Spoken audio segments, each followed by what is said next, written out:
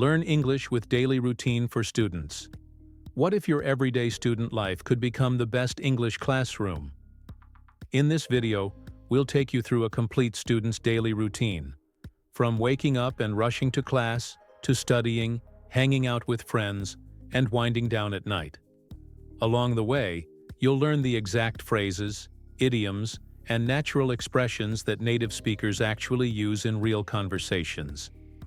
This isn't about boring grammar or memorizing lists. It's English you can live every single day as a student. By the end of this lesson, you'll not only understand how natives describe their daily routines, you'll be ready to use these phrases with confidence in your own life. Hit play now, and let your student life turn into your English practice. Fluency starts with the routines you already live. Most students believe that learning English happens only inside a classroom, surrounded by grammar books and vocabulary lists. They imagine that fluency lives in formal lessons, in endless exercises, in carefully planned study hours. But the truth is, the most powerful classroom is the one you already live every single day. It hides inside your routine, waiting for you to notice. When you wake up, when you complain about being tired, when you laugh with friends, when you worry about an exam, each one of those moments is a hidden lesson, a chance to bring English alive in your life. And once you see it, you can never unsee it. Think about the first sound you hear in the morning, the alarm. How many times have you hit snooze, whispering to yourself, "Just 5 more minutes"? Now imagine saying it in English. Suddenly, that small moment is no longer just survival, it is practice. When you stumble out of bed muttering, "I'm so tired," you can replace it with, "I can't keep my eyes open." These tiny substitutions are not exercises on paper. They are lived expressions, absorbed into your memory because they are tied to your body, your feelings, your reality. This is the secret classroom hidden in your daily life. It does not require a teacher. It does not wait for perfect conditions. It exists in motion. As you brush your teeth, you can narrate, "I'm getting ready for the day." As you rush out the door, "I'm running late."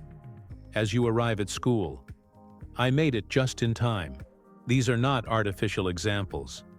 They are true to life, and because they are true, they stick. Your mind remembers better when the words are connected to real sensations, not empty exercises. And here lies the deepest lesson. Language is not separate from life.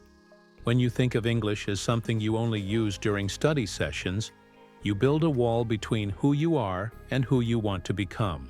But when you carry it into your mornings, your hallways, your meals, your nights, you dissolve that wall. You begin to live in 2 languages at once.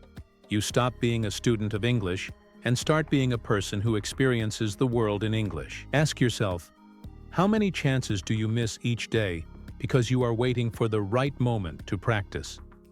How many times have you stayed silent in English while living a life full of words in your native language? The secret classroom is offering itself to you constantly. Every sigh, every laugh, every complaint, every victory. They are all invitations. And you only need to answer by naming them in English. This is not about perfection. You don't need flawless grammar to say, "I'm exhausted," after studying all night. You don't need advanced vocabulary to say, "I'm starving," when you skip lunch. What you need is courage to let English step into the ordinary. Because ordinary is where fluency is born. Not in the extraordinary, not in the staged, but in the small daily actions that repeat until they become part of you. So when you think of your daily routine, don't dismiss it as boring repetition. Look at it again. It is the richest classroom you will ever have. And it is free, available, endless. Your alarm is your teacher. Your breakfast is your vocabulary list. Your commute is your listening exercise. Your friends are your speaking partners. Your homework is your writing test. Every moment is a lesson. Every step is progress. And if you embrace this truth, you will realize that you have been surrounded by English all along, waiting for you to wake up. not just to the day, but to the life you can live in another language. The morning begins not with sunshine, but with a sound. The alarm cuts through the silence like an order, and in that moment every student faces the first test of the day. Will you obey, or will you resist? This battle between alarm and ambition is universal, and the language we use to describe it in English reveals more than just actions. It reveals attitude, personality, even philosophy. And when you bring English into this small but powerful struggle, you learn more than vocabulary. You learn how to frame your own life. Picture the alarm ringing. Some students groan. I hit snooze 3 times. Others laugh. I slept in again. Another might say, I dragged myself out of bed. These aren't just phrases. They are portraits of human behavior. They capture the war between comfort and responsibility. When you whisper, just 5 more minutes, you are bargaining with yourself. When you finally sit up and mutter, I'm running late, you are admitting defeat. And when you stand tall and say, I made it on time, you are celebrating victory. Each phrase marks a stage in this daily battle. But there's more. This fight is not only physical, it is psychological. Ambition tells you to rise early, to seize the day, to live with purpose. Comfort tells you to stay in bed, to surrender, to dream a little longer. In English, you can give voice to both sides. Ambition says, I'm an early bird. Comfort replies, I'm a night owl. One identity pulls you toward productivity, the other toward rest. By learning these expressions, you are not just practicing language, you are naming the forces that shape your life. And there is a hidden lesson here. Every time you describe your morning in English, you are not only translating actions, you are rehearsing choices. Saying, I jumped out of bed, feels different than saying, I could barely get up. The words you choose become the story you tell yourself about who you are. Are you someone who conquers mornings, or someone who survives them? Language shapes the narrative, and the narrative shapes your behavior. This is why practicing English in the morning is so powerful. It doesn't just teach fluency, it teaches identity. Think of the details. A student might complain, I overslept, while another shrugs, I barely made it. Some say, I skipped breakfast. Others say, I grabbed a quick bite. These are not random phrases. They are snapshots of daily life, captured in natural English. When you connect them to your own reality, your rushing footsteps, your messy hair, your backpack thrown over one shoulder, they become unforgettable. You are no longer memorizing lines from a textbook. You are narrating your own life. And let's be honest, the morning is rarely perfect. Some days you feel unstoppable. Other days, you collapse back into bed, promising yourself you'll do better tomorrow. In English, you can capture both sides with honesty. You can say, I was wide awake at 6, or you can laugh at yourself, I couldn't get out of bed. Each truth is valid. Each one becomes part of your vocabulary, not as abstract study, but as lived experience. Ask yourself, how do you describe your mornings now? Do you rely on simple words like wake up and go to school? Or do you dare to use richer phrases that reveal the battle within you? Try saying, I dozed off again after my alarm. Try saying, I rushed out the door without breakfast. Try saying, I actually managed to wake up early today. These phrases are alive, real, and once you say them, you will feel the difference. This is why the battle between alarm and ambition matters so much in English learning.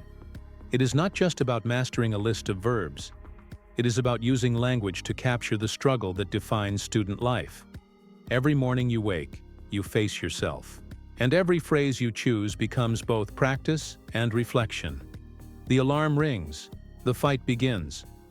Will you stay silent, or will you let English narrate the battle? The choice is yours.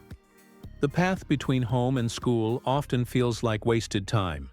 You wait for the bus, walk through the same streets, Watch the same traffic lights change from red to green. It is easy to slip into distraction, scrolling on your phone or drifting into thought. But what if this journey could become a hidden laboratory for your English?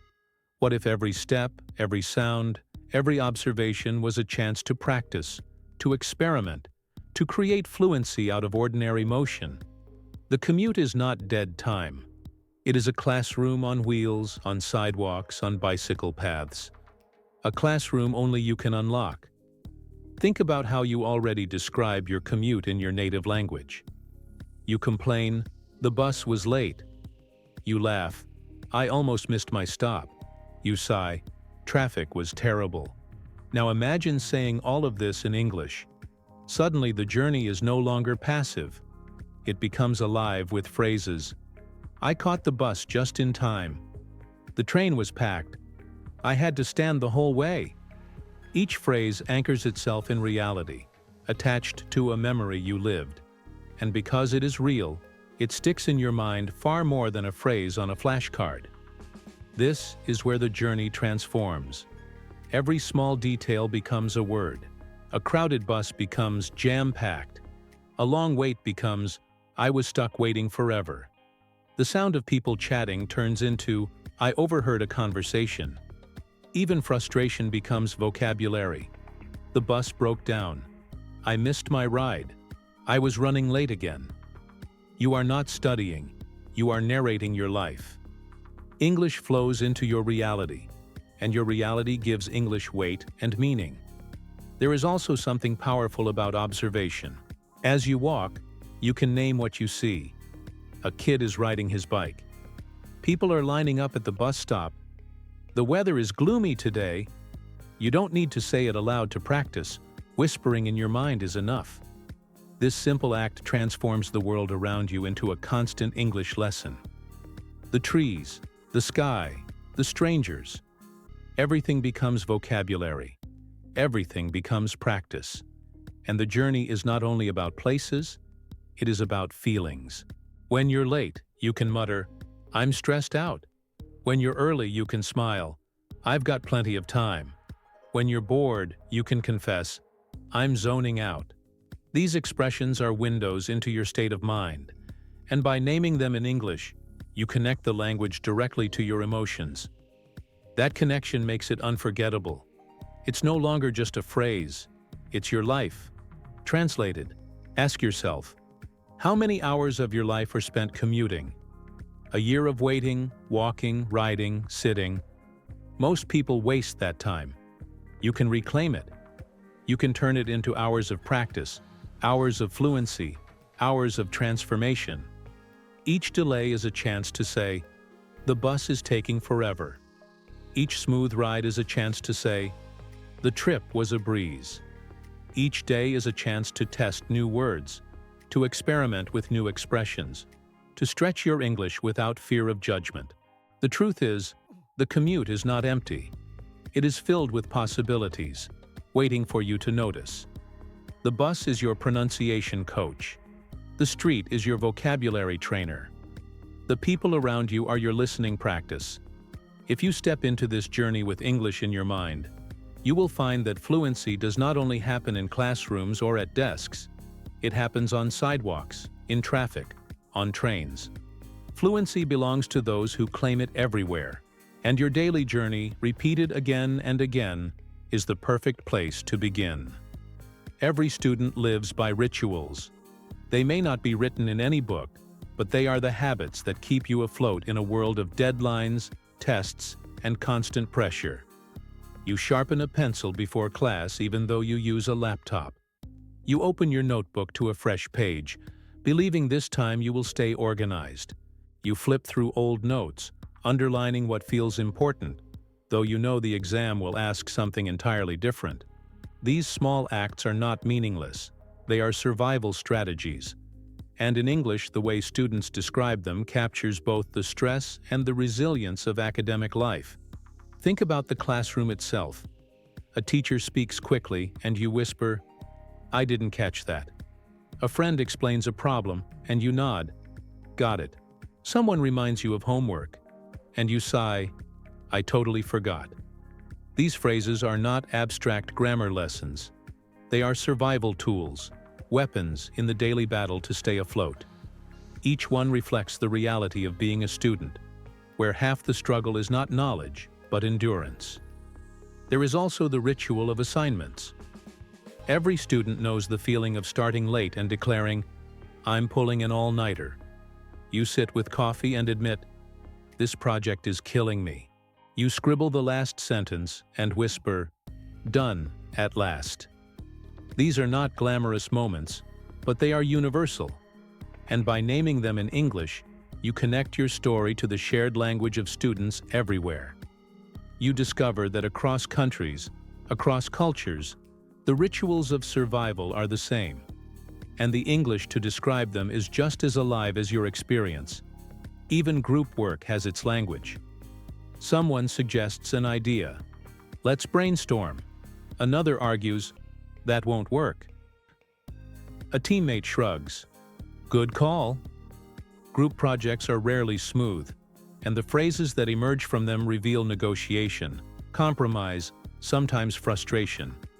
To say, "I'll take care of this part," or "We need to stay on track," is not just vocabulary. It is learning to participate, to navigate, to survive the chaos of collaboration. And then there is the constant ritual of note-taking. You jot down phrases like key point or main idea. You scribble in the margins, "Remember this." In English, students often say, "Let's take notes," or "I'll jot that down." These are not only actions, they are anchors. They create the illusion of control in a world that feels overwhelming. And in that illusion lies comfort, the belief that maybe, just maybe, you are keeping up. Ask yourself, how do you talk about these rituals in your own language? Do you say simply, "I study," or do you admit the truth? That studying is rarely clean, rarely calm, rarely perfect. English gives you the words to describe not the ideal, but the real.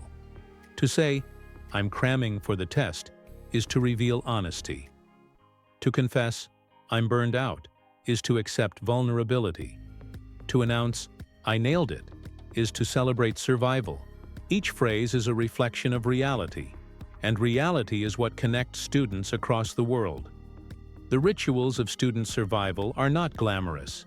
They are messy, exhausting, repetitive. But they are also what make you stronger. They teach resilience, discipline, and resourcefulness. And when you learn to describe them in English, you do more than build vocabulary. You learn to own your experience. You stop pretending that student life is only about success, and you begin to tell the truth. And the truth, spoken in another language, has the power to set you free. The classroom may be where lessons are taught, but the hallways and cafeterias are where life truly happens for students. These are the spaces where friendships grow, where laughter echoes, where secrets are whispered, where you learn not from teachers but from each other. And the English spoken here is not formal or scripted. It is alive, casual, and deeply human. If you want to sound like a native speaker, this is the language you need to master. Not the polished phrases of textbooks, but the spontaneous words of connection. Picture a crowded hallway. Friends pass each other, and instead of the rigid, "Hello, how are you?" they say, "What's up?" Or simply, "Hey." A classmate you haven't seen in a while greets you with, "Long time no see." Someone rushing to class shouts, "Catch you later." These are not grand sentences. They are short, sharp signals of belonging. They tell you that you are part of a group, part of a rhythm, part of a living world that moves fast and speaks faster.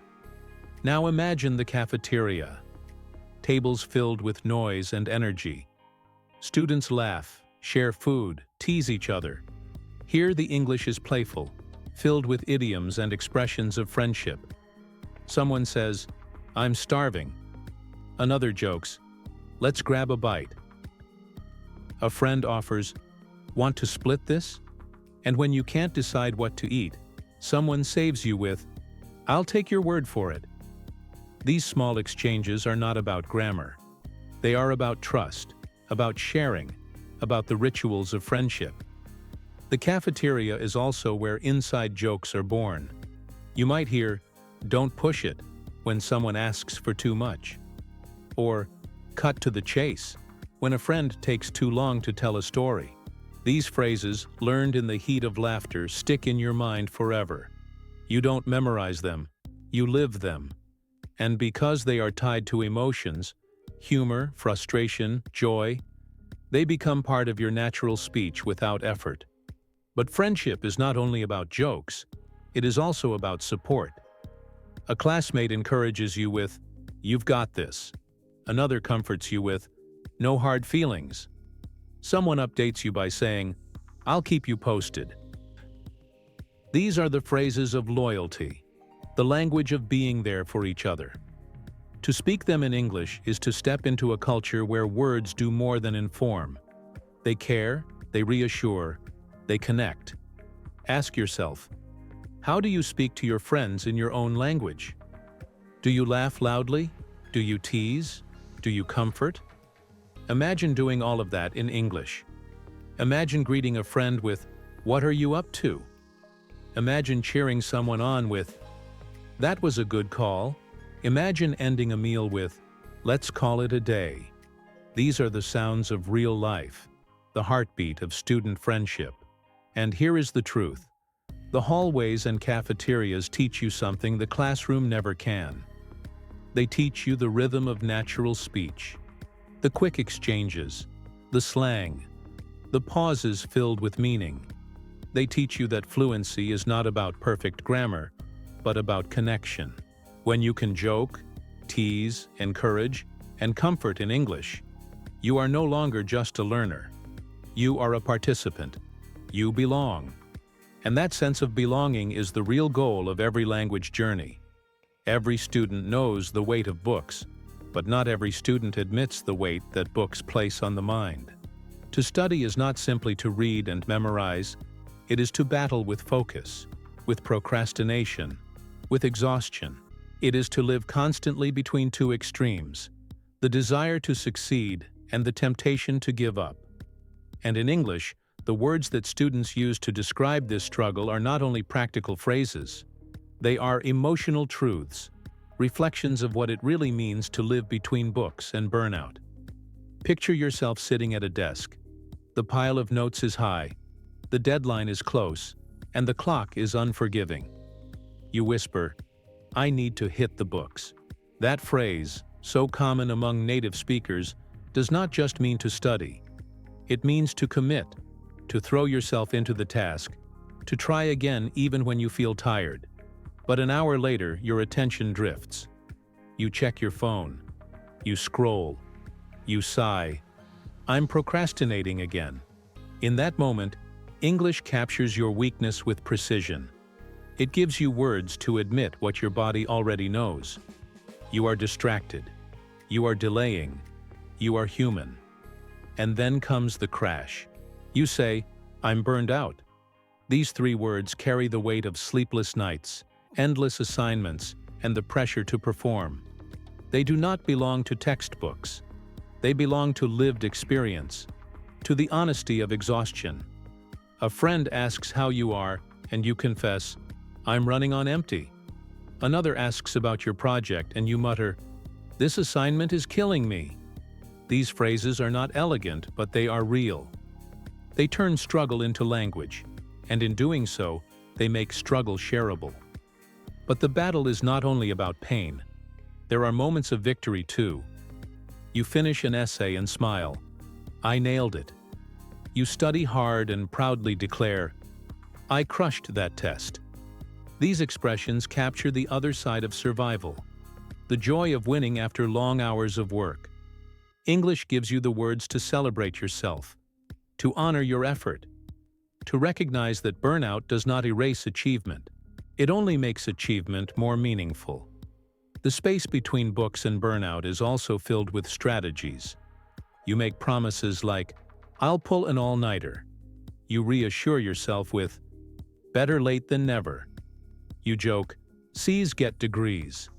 These phrases, born in student culture, are more than vocabulary. They are coping mechanisms, reminders that everyone is struggling, that you are not alone. They carry humor, resilience, and solidarity. They say, "We are in this together." So ask yourself, when you describe your study habits, do you only say, "I study," or do you dare to tell the truth? Do you admit, "I can't wrap my head around this," when a concept is too hard? Do you confess, "I lost track of time," when hours disappear? Do you laugh, "I'm cramming at the last minute," because you waited too long? Each phrase is alive with honesty, and honesty is what makes language powerful. To live between books and burnout is to accept that student life is not clean or perfect. It is messy, it is tiring, it is full of both failures and small triumphs. But when you narrate it in English, you transform it. You take what feels overwhelming and turn it into words you can hold, repeat, and share. And that act of naming gives you control. Because when you can say, "I'm burned out," you begin to find rest. When you can say, "I nailed it," you give yourself pride. And when you can live your academic life in English, even in its hardest moments, you discover that language is not only for classrooms, it is for survival. The bell rings, the last class ends, and suddenly the world changes. The heavy rhythm of schedules and lessons gives way to freedom. After school is when real life begins for students, and the language of this moment is alive with possibility. It is not about formal study or carefully chosen words. It is about expression, energy, identity. The English you use here is the English of friendship, of hobbies, of exploring who you are outside the classroom walls. Picture students spilling out into the streets, laughing, stretching, ready to reclaim their time. One says, "Let's hang out." Another suggests, "Want to grab something to eat?" Someone else asks, "What are you up to later?" These are not lines from a textbook. They are the pulse of life after school. They show how English captures spontaneity, the way plans are made and changed in a heartbeat, the way young people claim their freedom in short, sharp phrases. Sports practice is one path. A student rushes off saying, "I'm heading to practice." Another shrugs, "Coach is gonna kill me if I'm late." In these moments, English becomes the language of teams, of energy, of sweat. It turns routine into something memorable. "We nailed the game. We almost lost it. That was a good call." These words, used again and again on fields and courts, become natural because they are tied to emotion, victory, defeat, belonging. Others head to part-time jobs. They put on uniforms and tell friends, "I'm working a shift tonight." They complain, "I'm dead tired after work," but also take pride in saying, "I'm saving up." These phrases connect English to responsibility, to independence, to the first taste of adult life. To speak them is to step into a world where you are not just a student but a worker, balancing dreams and duties. And then there are hobbies, music, art, gaming, clubs. Here the language is filled with passion. "I'm into this. I can't get enough of that. This is my thing." Students use these words not just to describe activities, but to shape their identities. Saying, "I'm really into photography," is not just vocabulary. It is self-definition. It tells the world who you are and what matters to you. After school also means freedom with friends. You wander the city, sit in parks, laugh in cafes. You tease each other with, "Don't push it." You celebrate with, "That was awesome." You promise, "I'll keep you posted." These phrases grow naturally out of connection, and once spoken, they never leave you. They become part of your English because they are part of your memories. Ask yourself, how do you describe your after-school life? Do you stop at, "I hang out with friends"? Or do you dig deeper? Can you say, "We chilled at the cafe," or "We ended up walking for hours"? Can you describe the energy of a late-night game? the satisfaction of finishing a work shift, the thrill of discovering a new hobby. Each phrase you add expands your world in English, not by memorization, but by living. Because after school is where you stop being only a student. It is where you learn who you are, and every expression you use shapes that discovery. To speak English in these moments is to tie your second language to your truest self. The self that laughs, that dreams, that experiments, that grows. And when you carry English into that self, it becomes more than a subject. It becomes a way of living. The sun sets, the noise of the day softens, and the student's world shifts once again. Night is no longer about rushing from class to class or laughing in hallways. It becomes a time of preparation and reflection, where the mind slows down enough to face what has been done and what still lies ahead. In this space, English reveals a different side of itself. It becomes quieter, more thoughtful, more intimate. The words of the night are not about survival or excitement. They are about honesty, planning, and self-awareness. Picture a student at a desk, books open, a lamp glowing against the dark window. They sigh, "I'm wrapping up my assignments." That phrase, "wrapping up," is not about gifts, but about closure, about finishing something with care. Another student mutters, "I still have so much to catch up on." The language of night captures the tension between what has been accomplished and what remains unfinished. And in that tension lies the truth of student life. The day is never really done. It only pauses. The night also invites preparation. Clothes are set out for tomorrow, a backpack is packed, an alarm is set. In English, these moments come alive with simple phrases. "I'm getting ready for tomorrow." "I want to start fresh in the morning." "Better to be safe than sorry." Each sentence carries not only meaning but intention. It is language used to organize, to prepare, to promise yourself that you will face the next day with readiness. But beyond preparation, night is a mirror. It reflects the student's emotions with honesty that daylight hides. You whisper, "I'm exhausted." You admit, "I can't keep my eyes open." Or perhaps you reflect proudly, "I did my best today." These are not dramatic sentences, but they are deeply human. They are the phrases that native speakers use to reveal vulnerability. And learning them in English gives you more than vocabulary. It gives you the ability to confess, to acknowledge, to be real. Reflection also brings gratitude and hope. A student might write in a journal, "I learned something new today." Another might whisper before sleep, "Tomorrow's another chance." These phrases are quiet affirmations, small acts of resilience spoken in English. They connect language to growth, showing that fluency is not just about describing what happens, but about shaping how you think and feel about it. Ask yourself, how do you close your day? Do you collapse into bed with nothing but silence? Or do you take a moment to name your reality? Imagine saying, "I'm calling it a day," as you shut your notebook.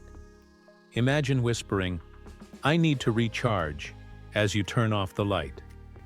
Imagine reminding yourself, "I've done enough for today." These phrases, simple and authentic, transform your night into a ritual of renewal. Because the night, in truth, is not an ending. It is a preparation. It is the pause before the next step. And when you use English to name this pause, you make it sacred. You turn routine into reflection, tasks into lessons, exhaustion into honesty. You learn to tell your story not only in the energy of the morning or the chaos of the afternoon, but in the quiet of the night. And in that quiet, fluency becomes something deeper than language. It becomes understanding. Every student believes their daily routine is temporary, a cycle of classes, assignments, and exams that will one day be left behind. But the truth is, routine does not disappear. It shapes you. The way you wake up, the way you study, the way you rest. These patterns become part of who you are. And in English, the words you use to describe them are not only practice for today, They are seeds of the identity you are building for tomorrow. Think about the phrases we have explored. I hit snooze. I'm pulling an all-nighter. Let's hang out. I nailed it. Each one is more than vocabulary. Each one is a window into the way students define themselves. To say, I'm burned out, is to admit your limits. To say, I'm getting back on track, is to claim resilience. To say, tomorrow's another chance, is to declare hope. These are not just words. They are reflections of character, of ambition, of the future self you are creating. Routine is not repetition without meaning. It is repetition with purpose. Every time you live your day and describe it in English, you are not only learning a language, you are rehearsing a life. You are learning how to narrate your struggles with honesty, how to celebrate your victories with pride, how to admit your fears without shame. You are learning to turn the chaos of student life into a story of growth, and that story will follow you far beyond classrooms. There is power in claiming this story in English, because when you can describe your reality in another language, you are no longer trapped in one identity. You expand. You become someone who can move between worlds, who can belong in different spaces, who can share your life with people who would never understand you otherwise. This is the true gift of fluency. Not just the ability to communicate, but the ability to connect. Ask yourself, when you imagine your future, what language is it told in? Do you see yourself speaking only in your native tongue? Or do you see yourself stepping into global conversations, building bridges across cultures, carrying your story beyond borders? The phrases you practice in your routine, about alarms, buses, homework, friendships, may feel small now, but they are preparing you for that larger story. They are giving you the tools to shape your future with clarity, confidence, and authenticity. And so, the daily routine of a student is not trivial. It is a workshop where identity is forged. It is a rehearsal for resilience, for ambition, for connection. And when you choose to live it in English, you are not only improving your fluency, you are investing in the person you will become. Your future self is listening to the words you speak today. And every phrase, no matter how ordinary, is building the foundation of the extraordinary life ahead. This is where the journey closes, and also where it begins again. The routine you once thought was boring is now revealed as sacred. It is the structure of growth, the mirror of identity, the path to your future. And in English, you have the power to name it, to own it, to transform it. Routine is not the prison of students. It is the secret of becoming.